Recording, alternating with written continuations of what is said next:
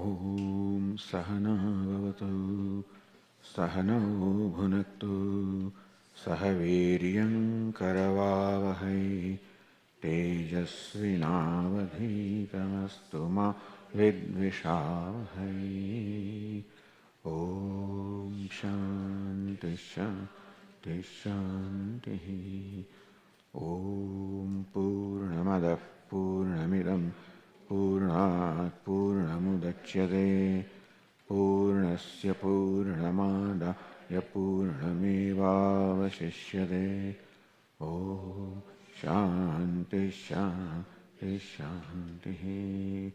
Shruti Smriti Purananam Alayam Karunalayam Namami Bhagavat Padam Shankaram Lokashankaram Shankaram Shankaracharyam Keshavam Badarayanam Sutra Bhashya Krutau Vande Bhagavantau Punah Punah Ishvaro Gururatmeti Murti Bheda Vibhagine Vyomavad Vyapta Dehaya Dakshinamurtaye Namaha.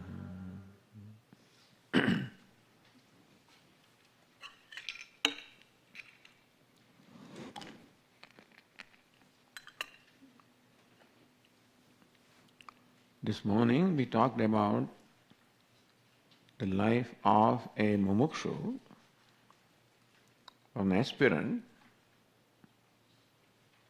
is guided by this understanding that what I am seeking is what is already achieved. Praptasya praptehi. This is for mumukshu, understand? Meaning the one who has discovered, if not the value of moksha, at least discovered the value of inner growth.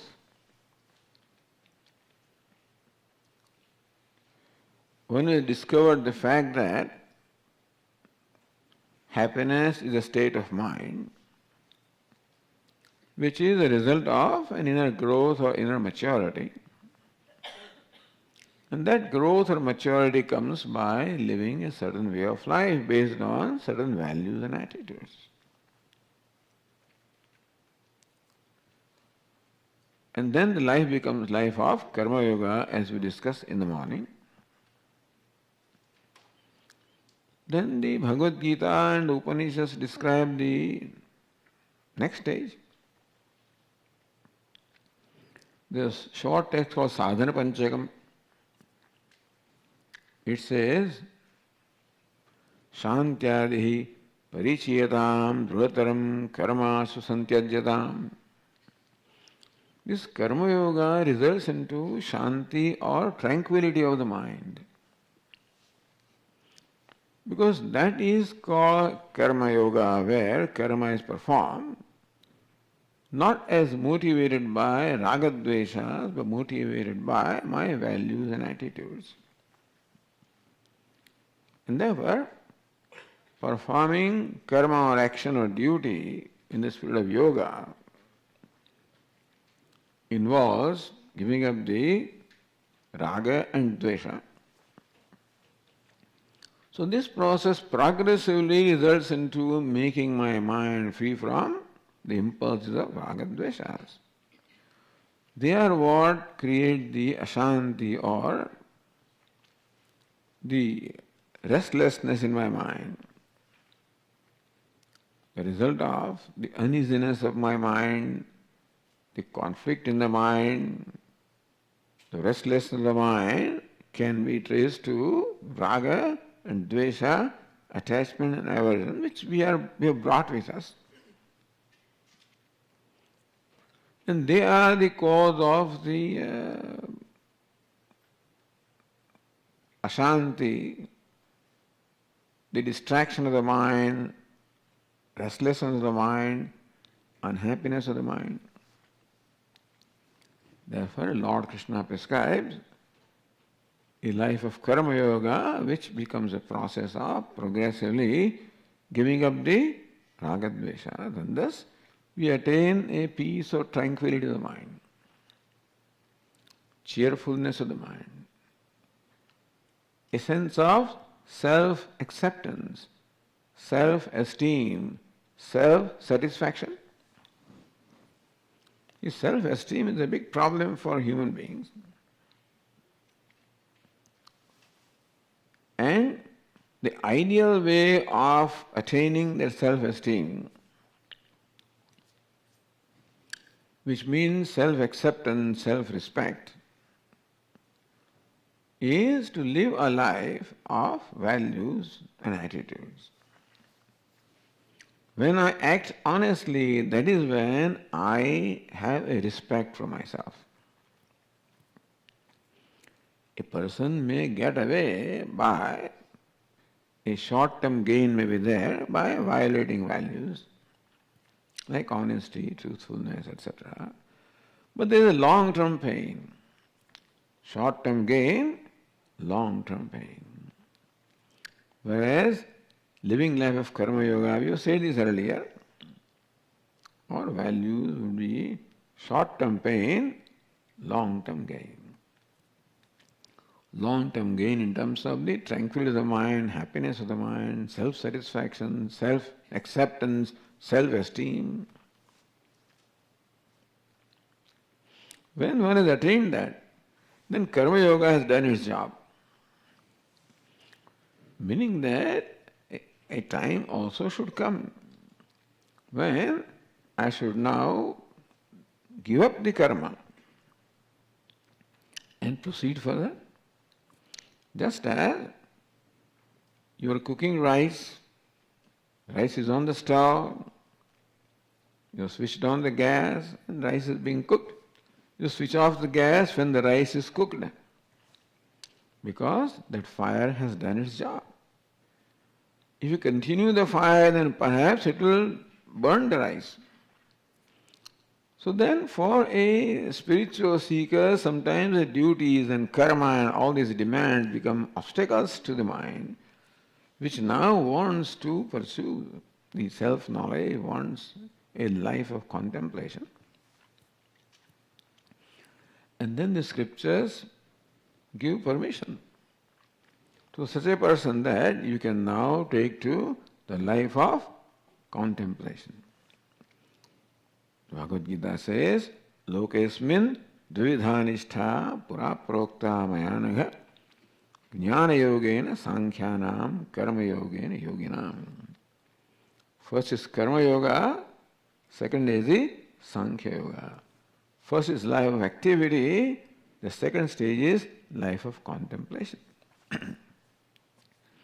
That is when the mind now has discovered a value for knowledge, what we call vividisha or a desire for knowledge. In that sattvic mind, that desire for knowledge arises. Now, person has value for the knowledge, for the scriptures, for the teachers, for Ishvara. And then there is a motivation from within to pursue that kind of life. The scripture is giving permission that now you can give up the life of activity and take to the life of contemplation. It's a general thing, by the way, that the Swamiji now, from what you said, I'm ready now. So, I'm not suggesting that, anybody should take sannyasa, but this is the general process. One can live life of contemplation without the sannyasa in the form, and one can be a sannyasi also in the spirit. That is certainly required.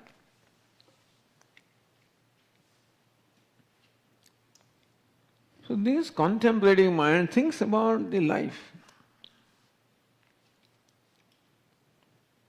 And Mundakopanishad says, Parikshalokan karmachitan. What is it that I am seeking in life? That I am seeking happiness in life. Where is that happiness? Now he gets the insight that what I am seeking is maybe to be discovered within myself when the mind becomes sattvic. Parikshalokan karmachitan brahmana nirvedamayat nastya kritah kritena. Upanishad says that he realizes that what I am seeking is not to be accomplished by any effort, because whatever an effort generates is limited, and what I am seeking is limitless. Now that insight has to come.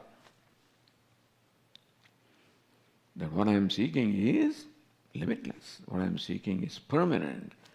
I realize that no impermanent thing or no limited thing can give me satisfaction, and what I am seeking is limitless. And then next stage, the mind also recognizes that limitless cannot be something to be accomplished. Because whatever we accomplish by any effort is always going to be limited.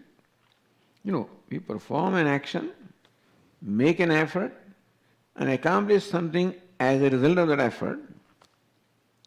But since effort is limited, what we accomplish through the effort also is going to be limited. It's quite all right. But for this person, who has now recognized that what I am seeking is limitless, for that person, realizes now that this effort is not the means of seeking or achieving what I want. It is the knowledge which is the means of achieving what I want. That kind of a transformation takes place. Upanishad says, Tad Vijnanartham. First, Upanishad says that this aspirant analyzes the achievements of the life that he has attained and he is likely to attain, and recognizes that every achievement, however great it is going to be limited. And therefore, it cannot give me what I am seeking, namely limitless, meaning limitless is not something to be achieved, limitless has to be my nature, is something to be known. No, this transformation takes place. That is how a person from a performer of karma becomes a seeker of knowledge. Here we are all very lucky people that we are exposed to this teaching, while we are able to pursue our day-to-day normal life of, say, grihasthashrama, and still have the benefit of gaining this knowledge. And with the technology now that we can, along with what we are doing in our life, we can also pursue the knowledge by listening, shravanam, mananam. It was not the case in the Vedic times. No technology, no tape recorders. Not only that, here the teachers come to us. Then that we had to go to teachers. Our Swami used to say when we were students, brahmacharis, so these days gurus go out to get the bhiksha for the students. Now, in the olden days, the shishya goes out to get bhiksha for the guru. In the present time, the guru goes out. He would go around giving lectures and doing things and collecting money for feeding his shishyas.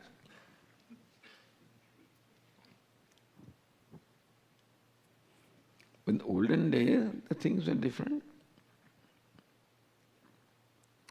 And so, the seeker had to go to the teacher. And teachers always lived in some remote places, like in forests and bank of the rivers and in mountains and caves and inaccessible, some places far away from the regular civilization, in short. Here, even if you come to the Gurukulam, our Puja Swamiji wanted that. When they come here, they should not miss their home. Now that's a big thing. So they don't have to miss their home, and therefore I guess it is home, away from home, etc., etc. So provide them all facilities. Give them all comforts. Give them good food. And later on give them all their Wi-Fi, this, that and so on, so that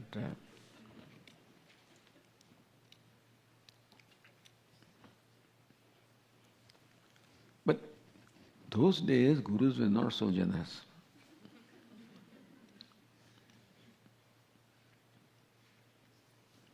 Then the Shishya had to serve the teacher. Sad vidvan upasrupyatam pratidinam tat paduka sevyatam. When you take a refuge into a sad vidvan, a wise person, pratidinam tat paduka sevyatam, may you serve his sandal, serve his feet, serve the teacher, not only sandal. The verse says that may you serve the sandal of the teacher. Just symbolic. Thank you, Swami. I wash the sandal every day. His paduka. No. Serve the feet of the teacher. Not just feet, but head, everything is to be served.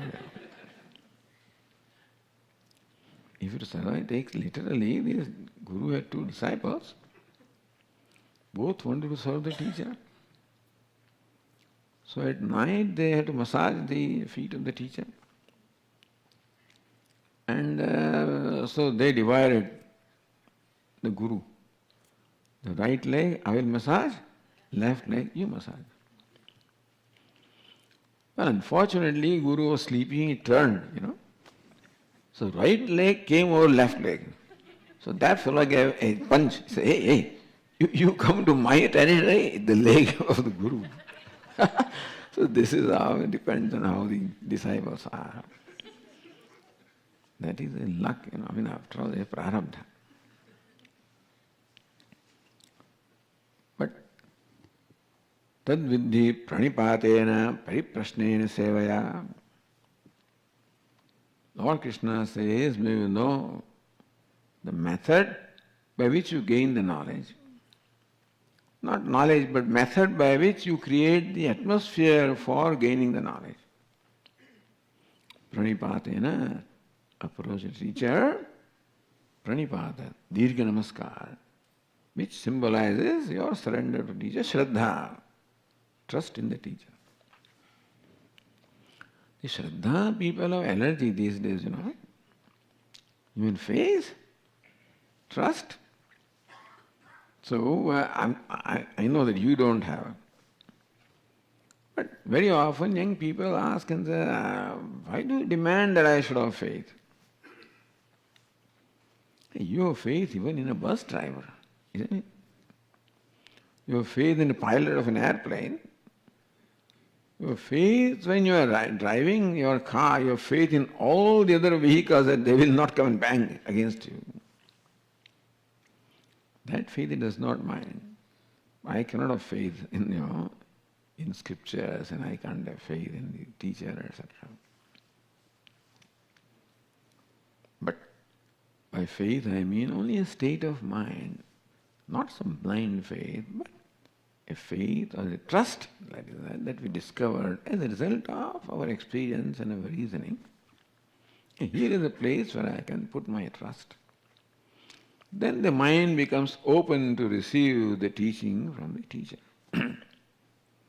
That creates a channel for the knowledge to flow from the teacher to the disciple.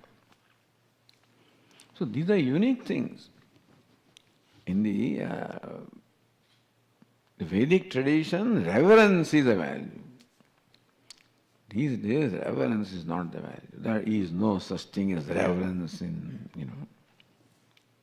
that I see in Western culture. Whether it's mother or father or grandfather, whoever it is, or teacher. We are paying the teacher, Swamiji, so many dollars per credit. And so he's doing his job. I do not know how can you ever learn with this kind of an attitude.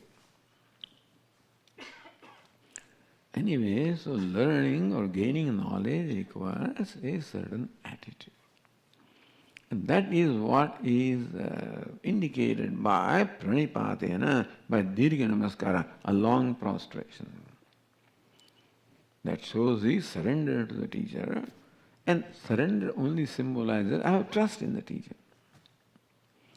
Just as Arjuna placed himself in the hands of Lord Krishna.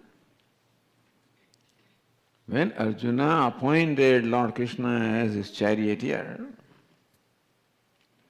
in effect what Arjuna did was to hand over his chariot and therefore hand over himself to Lord Krishna. Now he's Lord Krishna, he's going to drive the chariot.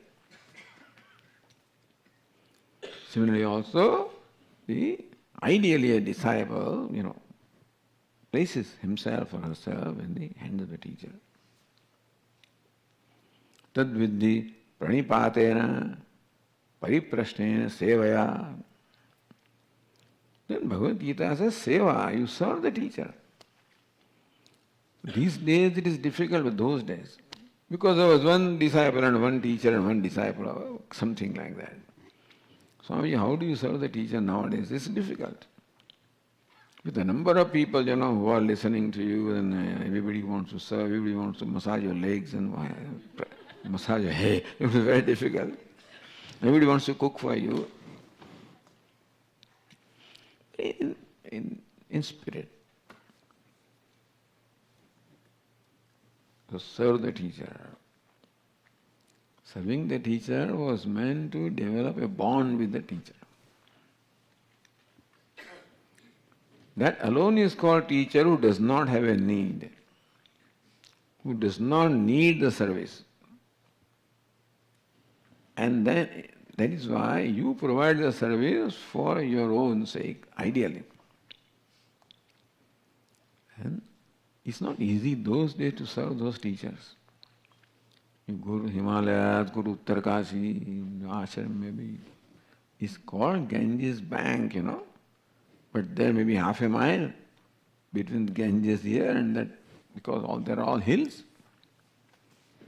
So what Bada Swami used to describe, 4 o'clock the disciple wakes up, much before the teacher, takes a bucket or whatever, a container of water, goes down all the way to the Ganges, fills water, comes back, goes, fills water, comes back.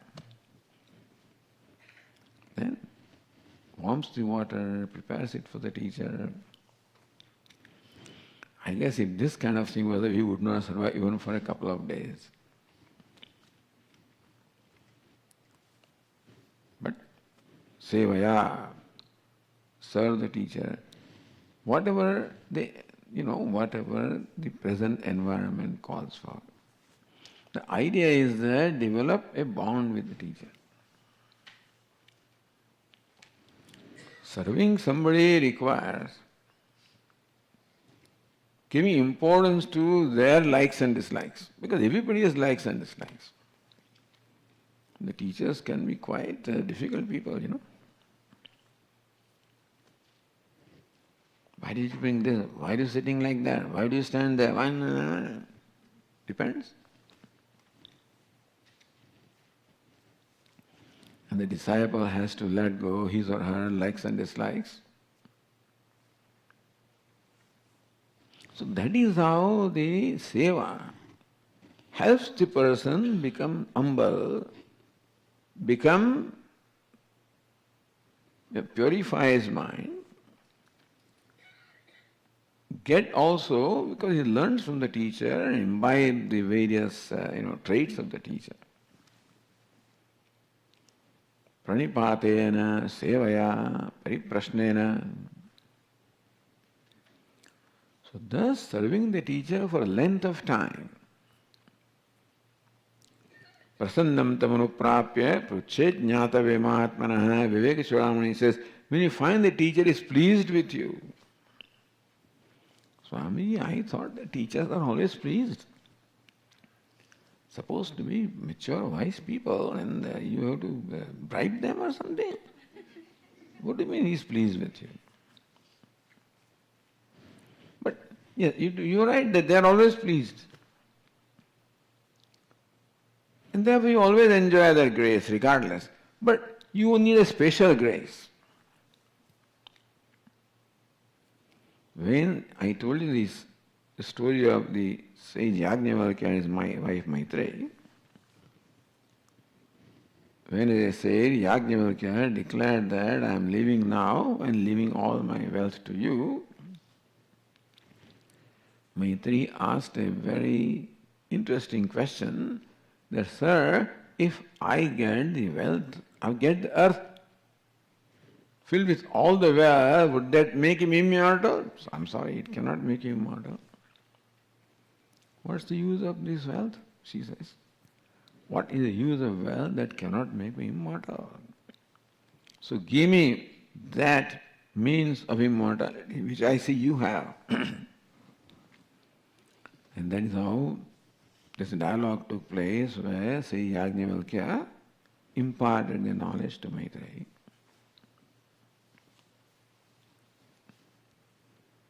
And so this Tadvidhi pranipatena paripreshna. So Yajnavalkya says, hey Maitreyi, I am specially pleased with you. After all, Yajnavalkya loved her anyway. But today you are very specially pleased. I am pleased with you. Because I see the jignasa in you. I see in you that vairagya as well as the desire for knowledge. When the teacher sees that, he is mighty pleased. Teachers are supposed to be always pleased. But when they find a jignasu, a person who is desirous of knowledge, then they are specially pleased. So not only you have the grace, but the special grace, anugraha. Tadvidhi pranipatena pariprashne sevaya, by seva, by serving the teacher, when he is convinced, then you get the special grace. Then he becomes ready to impart the knowledge to you. Upadekshanyate jnanam jnaninas tattvadarshinaha. Lord Krishna says that when they are pleased with you, then they will impart knowledge to you. So this is the second stage as the Bhagavad Gītā and the Upanishads describe. Jnana yogena sankhyanam karma yogena yoginam. First stage is called karma yoga, second stage is called sankhya yoga. Sankhya yoga means a life of contemplation, life devoted to the pursuit of knowledge. And therefore they were allowed to give up their worldly duties and, dedicate themselves to pursuit of knowledge. But these days, as I said, you can do both. That if you can continue your activities and pursue knowledge, well, that's all right. It's called jnana karma samuccaya. Those days it was not possible. So this is how the ground for seeking knowledge is created. Again, it same sage Yajnavalkya says to Maitreyi, Maitreyi would ask, say, hey Maitreyi, you must know Atma vare drashtavya, you must know Atma. Why? Because Atma is of the nature of ananda, happiness. And Atma vare drashtavya, Atma must be known. This is something strange, is it not so? That Ananda is my nature and still they say that I must know Ananda, I must know myself Ananda. That is because unfortunately I know myself as a dukkhi.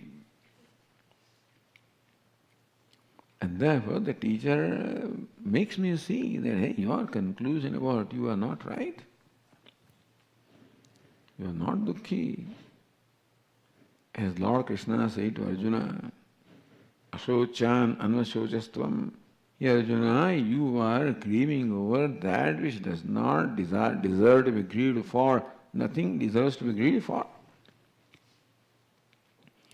Swamiji, that sounds insensitive. You mean that Bhishma, Drona and all these relatives and near and dear ones die and still no grief should arise in Arjuna? Is it what Lord Krishna is teaching him to become insensitive? But here I should share a secret with you. That nobody grieves for anybody else, unfortunately. One grieves for one's own self. Arjuna may grieve for Bhishma and Drona, not for the sake of Bhishma or Drona, but the loss that would bring about in life of Arjuna when Bhishma and Drona depart, the loss that Arjuna would feel is what he is grieving for. Although they do not say this in Bhagavad Gītā, they do not say this anywhere, but I am telling you. There even Bhashyakara says that Arjuna is grieving for Bhishma and Drona. But no. Arjuna is grieving for himself. Meaning you and I also grieve for ourselves. When there is a personal loss or whatever we consider as valuable, there is a possible losing there or there is a loss, that is when grief arises in us. So Bhishma and Drona are valuable to Arjuna, and therefore the loss was loss of something valuable in his life. And what will I be without them? So Arjuna was grieving for the state where he'll be without these people.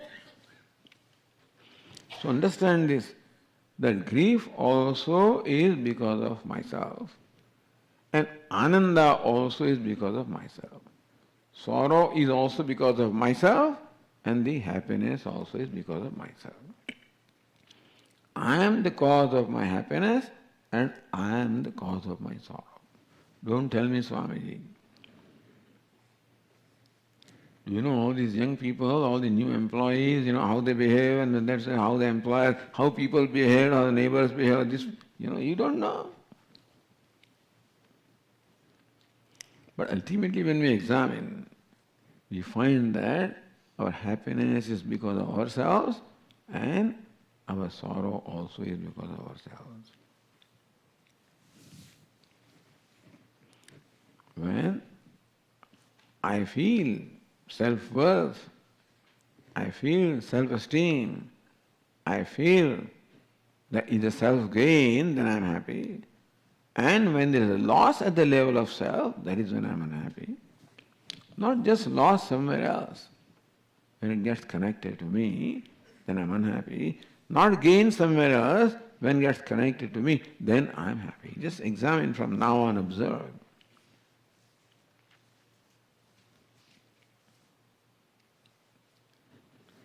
Therefore, this is what now the teacher starts teaching the disciple. And so says now that traditionally the disciple should seek the knowledge from the teacher.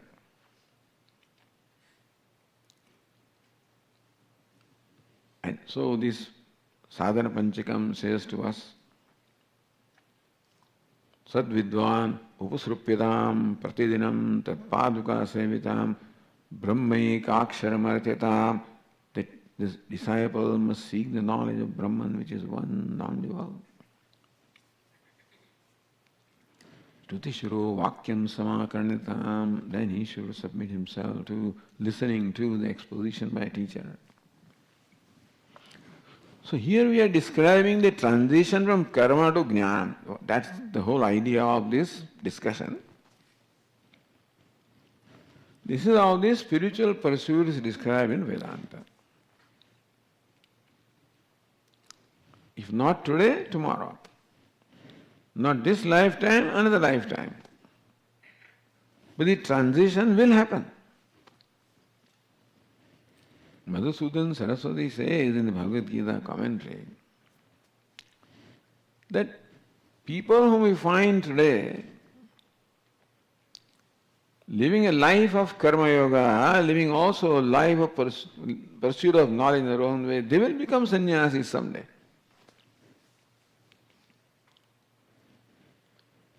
Today the people whom we see sannyasis were karma yogis in the past.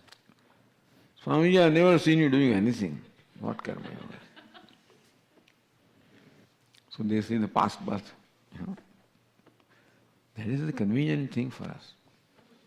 Past birth and next birth.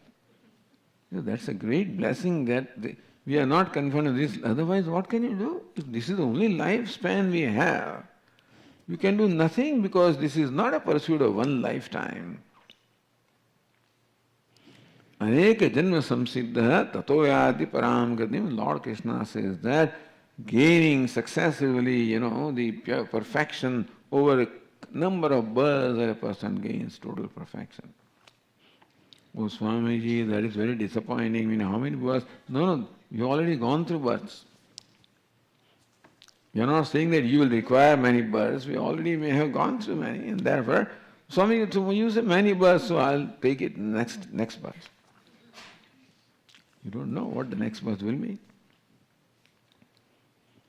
Because after we depart from here, we don't know what karmas are waiting for us, and therefore, when the next human birth may come, we do not know. So it's not right to plan for next birth.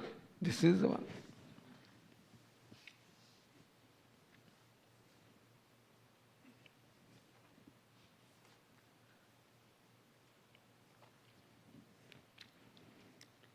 And so, this seeker recognizes all of this, and that is how he is dedicated, devoted, committed to pursuit. And then theoretically or traditionally you are supposed to ask the teacher for the knowledge. They say that this knowledge should not be imparted unless asked for. Meaning that we should not go around in the world and start preaching them Vedanta. Why, Swamiji? Because a person may have no value for what it is that you want to share with them. As even Jesus Christ also said, don't throw your, your diamonds, jewels towards the swines. Don't throw your jewels to the swines. Meaning that you don't just, give this out to anybody and everybody.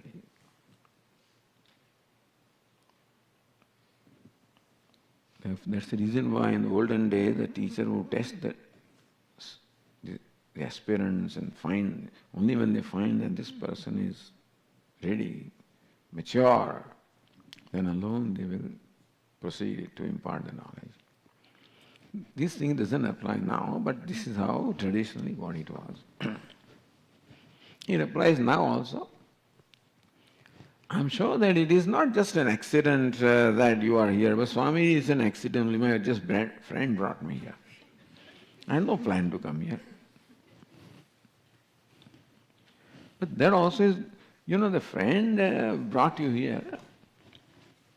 Friend has asked so many people, nobody has obliged him. But at least you obliged, to go with your friend or follow the advice of a friend. Something must be working. All of this doesn't take place just like that. Swami is just walking into Gurukulam.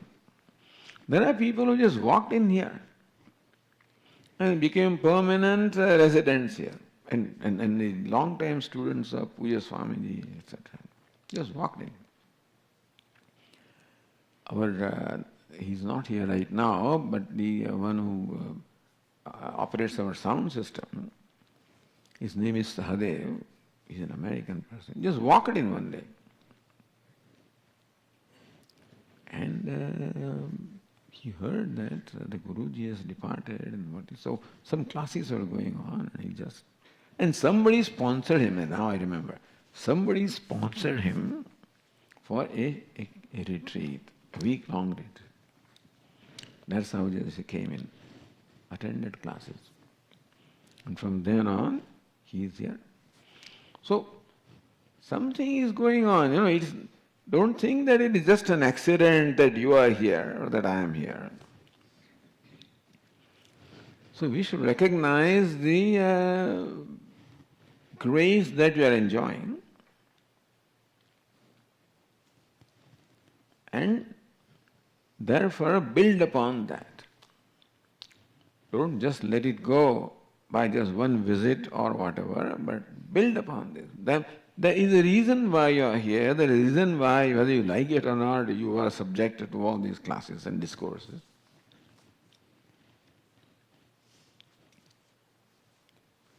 Tad vidhi pranipatena pariprashnena sevaya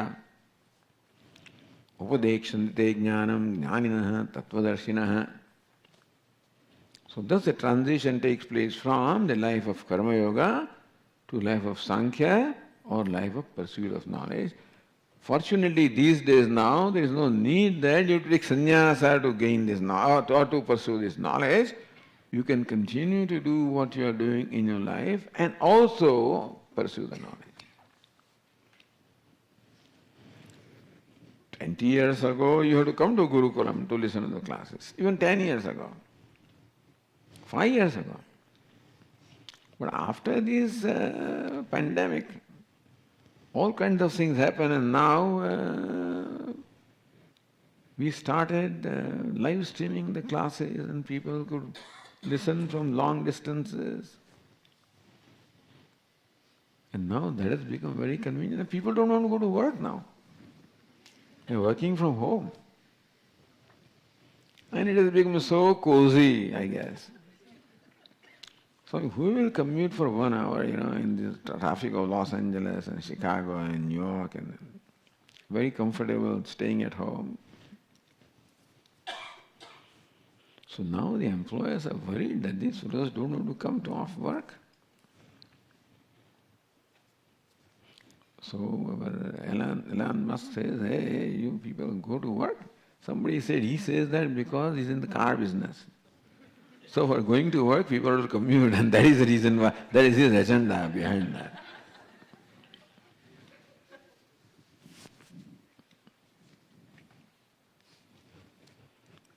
But this has happened, that after this pandemic now, people do not see the need to go out to listen to the classes, they can do it at home. So it's a very pleasant surprise, and I'm very happy to see you here.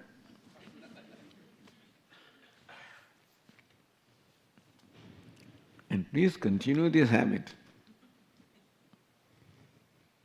of listening to it in person.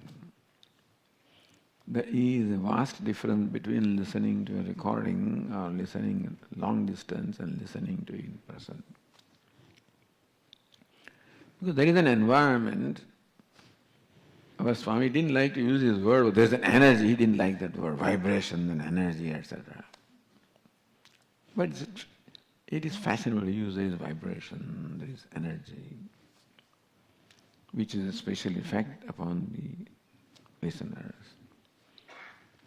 And therefore, in-person learning certainly is much more effective than just learning a long distance. Pariprashnena sevaya. But that is how, the important thing is that, as the tradition says, that we have to develop a relationship with the teacher. These days, morning I listen to this Swami, Swamiji, and then in the afternoon I listen to that Swami, and in the evening I listen to the third other one, and then the fourth one. And which is nice shopping, spiritual shopping. Which is all, I can't object to that. But perhaps what is important is not just listening. But important also is the relationship that the seeker or aspirant has with the teacher. It is not simply that listening is the means of gaining the knowledge. Listening accompanied with a certain attitude of the mind is certain, which attitude comes from a certain relationship that I have with the teacher. And that's what makes my mind more receptive. In Upanishad called the Shvetashvatar Upanishad, in the last verse the teacher says, Yasya deve parabhakti yatha deve tatha gurau tasyete kathita hyartha prakashante mahatmana. Yasya deve parabhakti, one who has supreme devotion to Ishvara. Yatha deve tatha guru, and one who has similar devotion for Guru as he has for Ishvara. Tasyete kathita hyartaha prakashante mahatmana. In the mind of that Mahatma, these words reveal their meaning. Meaning not just listening, but that the words that I listen should reveal their meaning in my mind, for which a certain kind of disposition of mind is required. Shraddha, Bhakti, Dhyana Yogadavahi, says Kevalya Upanishad, that, O disciples, may have Shraddha, Bhakti and Dhyana. So that is the means of knowledge, meaning that not only just listening, but a certain disposition of mind also is very important, and that most likely comes when we are in presence of the teacher.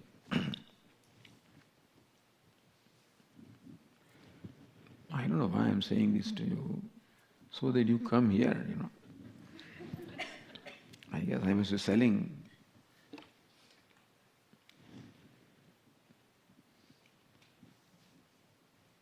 That I'm quite happy.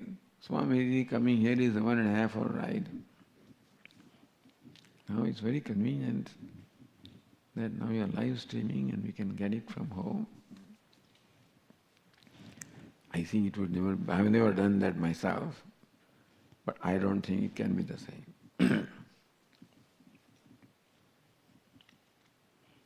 There is some impact, of in-person association, relation.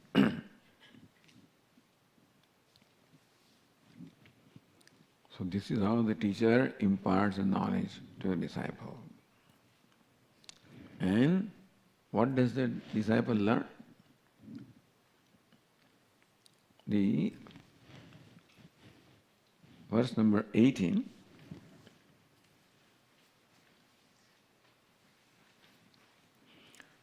Karmaṇya karmayah pasyed akarmani ca karmayah sabuddhiman manushyeshu sayuktah kritsna karma krita.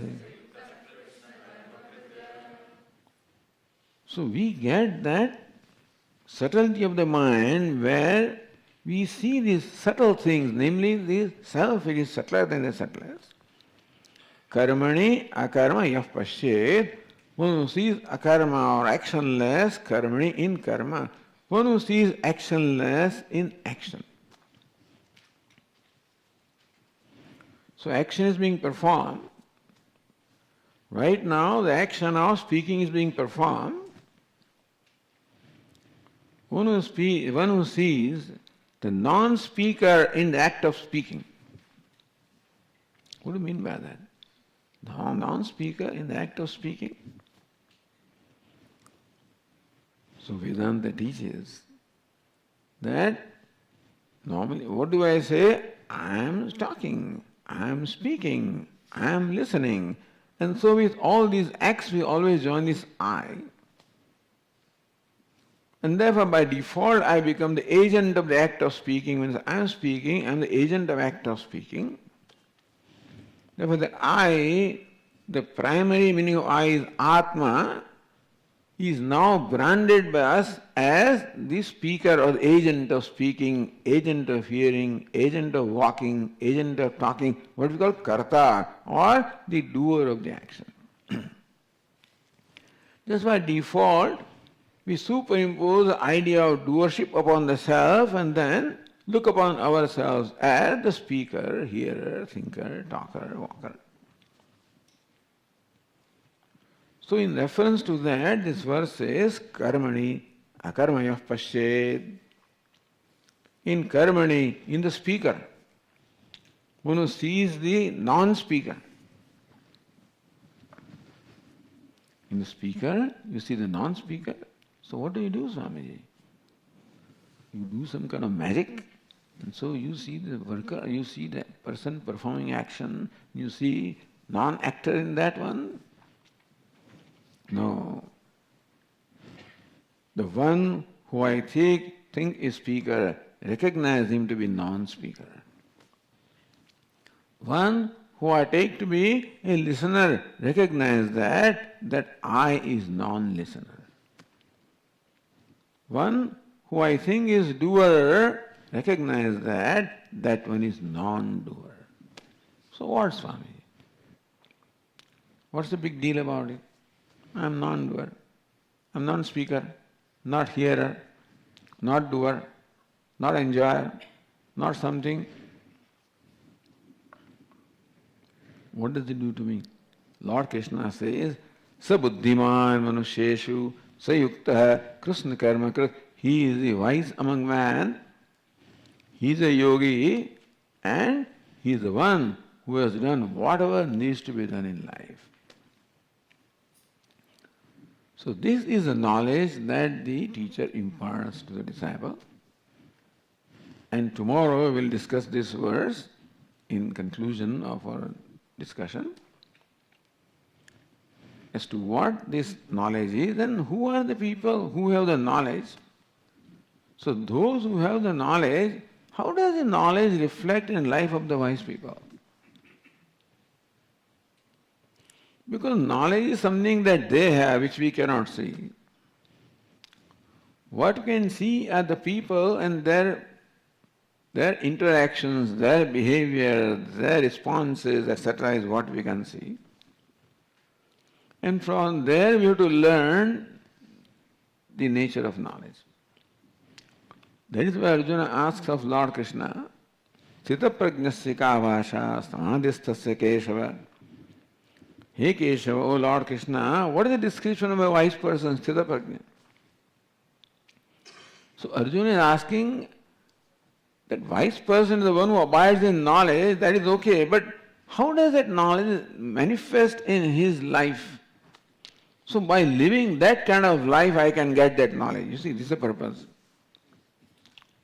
By emulating his behavior, by emulating his responses, that he hopes to become like him. And therefore, this knowledge, in what way does it manifest like the wise people? That also Lord Krishna describes, and we'll continue with the discussion tomorrow. Because I see our Shuddhatmaji here, and so give him some time to listen to him. Om Purnamadah Purnamidam Purnat Purnamudachyate Purnasya Purnamada Purnameva Vashishyate. Om Shanti Shanti Shanti Hari Om Shri Gurubhyo Namah Hari Om.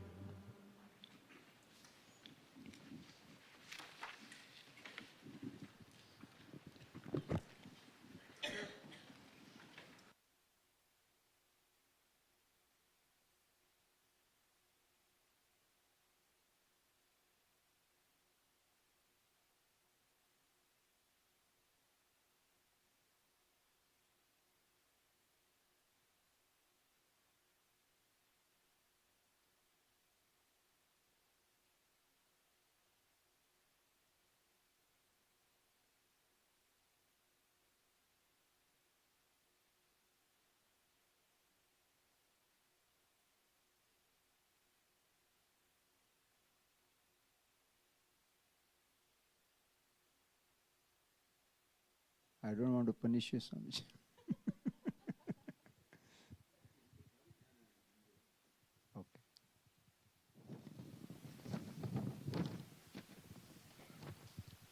Okay. Eat few notes for all of you that which have been repeating every camp. So if it is repetition for regular people, so please put up with me. Okay, so Gurubhyo Namaha and good evening to all of you. We are nearing the end of this camp, which has gone well with the blessings of Lord Dakshinamurti, Puja Swamiji and Swami Viditatmananda. Pranams and gratitude to Swamiji and Swaminiji for teaching you all with compassion, clarity and ease during the camp. The next one is follow-up. To gain a deeper understanding of Vedanta for a fulfilling life, we should continue our study. And this can be accomplished by attending weekend classes here, first and third weekend meditation classes, Bhagavad Gītā classes for adults and families. To learn more about our year-round classes and programs, please visit our website or refer to our 2023 program booklet. In this way, you will continue study as well as fulfilling your obligatory responsibilities and give primary attention to Vedanta study. The second part is your generosity and help to the Gurukulam, which we would like to recognize. With your generosity and love, and the Gurukulam has offered these programs for the last 36 years. August 13th would be celebrating 37th anniversary of the Gurukulam in the presence of Swami Viditatmananda and other Mahatmas. And Swamiji will address on the topic is prayer. So I humbly request all of you to come and join us in this hall. Donations and camp fees provide most of our funding. However, patron members who donate $2,000 annually provide the bulk of our funding because it is renewable donation. And also we have introduced monthly plans. Suppose you don't want to give or you want to make it easy, then per month you can also pay $167. That makes around 2,000 in a year. So think about it. Whatever way it helps you, please continue to help us. Feel free to contact in our office with Vimala Sadasham, also newly joined GFT program, or Dr. Indira Akhela. She will also give all these details, information about how you can contribute to our Gurukulam. Now it's time to thank all of you. So thanks to your attendance and commitment, we are able to run the camp successfully because of your attendance and participation. We are very grateful for all of you who attended this camp in person. So you can clap for yourself. Gurukulam staff are thanked everyone, particularly our remote online help from Sahadev, Chitra and Kumar Niranjan. Are they there? Kumar Niranjan for A&D department. And of course, our special thanks to kitchen chefs, Rams and Taraben and their staff, for everyone. And all those who helped in various ways deserve our sincere thanks and gratitude. Make your plans ahead of time for attending classes in person to attend one of the camps here. There are many events we are offering in a year. To name a few, these are few upcoming events. June 9th through 11th, weekend retreat with Swami Parapradhyanandaji. You have been on listening to Swamiji. So, if you are interested, please register. Then after that, we have, of course, not connected with the arts with the activities, but we encourage this one, June 1st to 11th, Jyotish Kumbha Mela.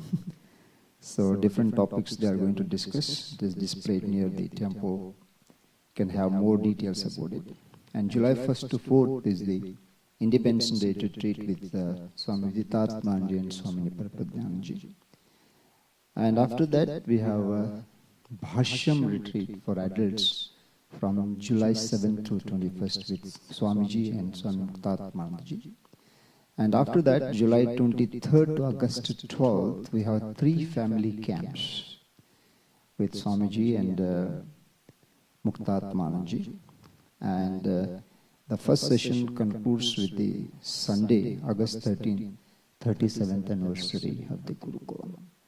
And after that, Swamiji will be conducting Patent Retreat 1. Okay, these are the few events, and more events, of course, will be there when Swami Tattvadanji comes. Labor Day Retreat, 1-week courses and 5-week course. That's it. As always, it was a pleasure having all of you as our important members. Lord Dakshinamurti and all the teachers bless you with sound health, devotion and self-knowledge. Looking forward to seeing you at our camps and programs in person. Take care and stay healthy. And as far as tonight's program, Swamiji has suggested that children presentation will be at 7:15. I think we should be able to make it. After that, Swamiji will continue satsang. Then tomorrow morning, as usual, puja will be there. Swamiji will be taking meditation class. So tomorrow there is a switch. Swamiji will take 9 o'clock class, concluding class, and Swamiji will begin the class at 11 o'clock, followed by Guru Dakshina, Arati and lunch. Thank you all. Hope to see all of you more often for our programs. Take care. Namaste.